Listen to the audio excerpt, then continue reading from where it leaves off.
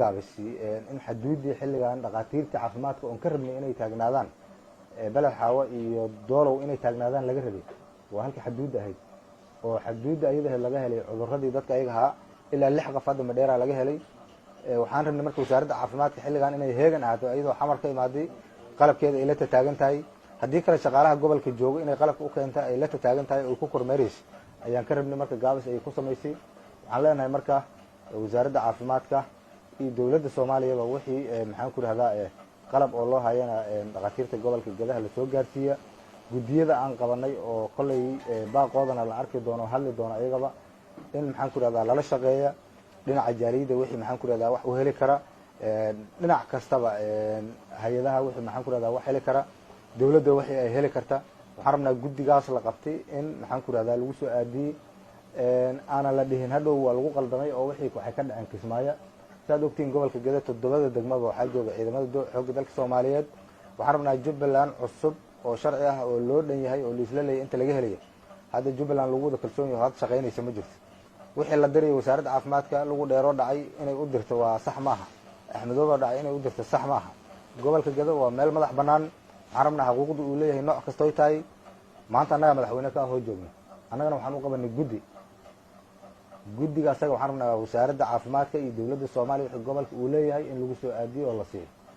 haddii la raal ka noqdo waxaan jeclahay in dawladda ay ka jawaabi doonto degmo kasta 7 degmo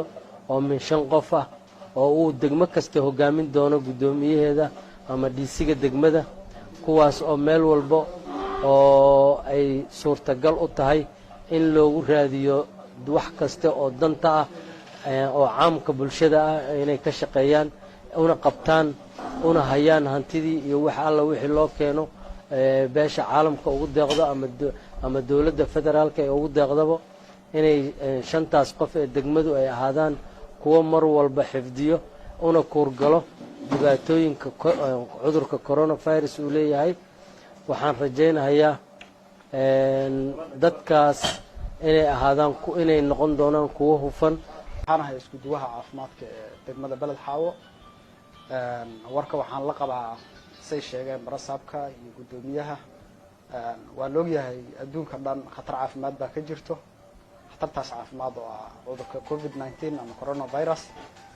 cudurkaas oo aan lahayn wax daawo ah inta hadda loo yahay uu leeyahay daawo ma lahan waa dhibaato caafimaad oo marka jirto waxaan aad iyo aad u codsan lahayn oo aan ku daray lahaa baaqaas isagoo la joodiyay in aan u baahanahay agabka caafimaadka ahay oo ku howlgali lahayn oo wali hadda waxba aanan haynin dhanka dawladda waxba nagama soo gaarin sidoo kale dhanka hay'adaha waxba kama hayno waxaan baaq joodin lahayn in qalabkaasi tan la soo gaaro saan cadeynaba waxa waa khatar aan nugulnahay oo mar walba la fili karo in nolol yeelo meel emergency aan ku soo dirno saamballadaasi tan qaadayno oo dawladda federaalka ruuxa tan ayada talada ku darsato aad baan ugu baahnaan lahayn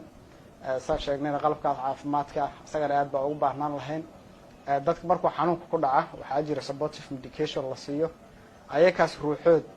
waan u baahnaan lahayn oo in ayna soo gaaraan daawooyinkaas ayaka ah oo supportive-ka ah inayna soo gaaraan oo wasaaradda caafimaadka ay naga soo gaaraan oo waxyaalaha aan codsanayno oo baaqanaga ka mid ah